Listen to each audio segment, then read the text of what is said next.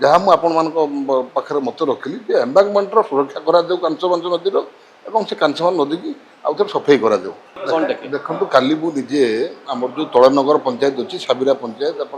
साजनपुर पंचायत ये तीन गोटी पंचायत काली पानी जेहेतु 2-3 दिन है कंटिन्यू वर्षा हो प्रबल पानी जो आम जो दुईटा नदी अच्छी गोटे कांचबांच नदी आ गए पिताकालिया नदी ये दुईटा नदीर पानी ओभर होकर काली आम से जो तलनगर पंचायत सोनारी पदनपड़ा ये सब गाँ गुड़ा पानी घर अच्छी विशेषकर 7 गोटी आमर स्कूल और अंगनवाड़ी पूरा पानी घर अच्छी मुझे कल निजे थी मो सागर वीडियो भी थे आम लोकल सरपंच भी थे आम बुलूलु एवं जदि कंटिन्यू वर्षा आज मो पाखे जहाँ खबर अच्छी मुझे भुवनेश्वर पड़े जहाँ खबर अच्छी जदि काली वर्षा संध्या सुधा होता बंद अच्छी वर्षा एवं जावत वर्षा ना जदि कंटिन्यू वर्षा हुए तेणु सी निश्चित भाव से गाँ गुड़ा को पूरा बुड़ीज पानी दे तेणु एटाई मु नवेदन रखी प्रशासन पाखे जो कांचबांच नदी अच्छी विशेषकर कांचबांच नदीर जो एम्बांकमेंट अच्छी से एम्बांकमेंट आमर जेहेतु पूरा लो अच्छी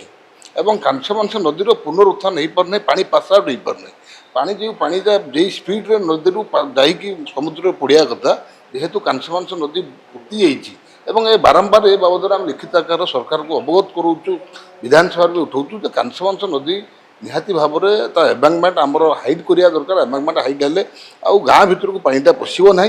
तेणु काली जो छुटिया वर्षाटा है 2-3 दिन वर्षा भितर जदि आपंकर बन्या परिस्थिति होती तेणु जब कंटिन्यू 2 दिन वर्षा हम से पंचायत पूरा बुड़ीज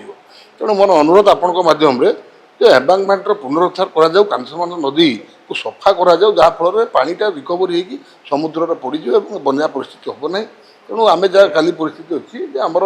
एत बहुत डेंजर परिस्थिति ना लोक सुरक्षित अच्छा आम अनुधान करुँ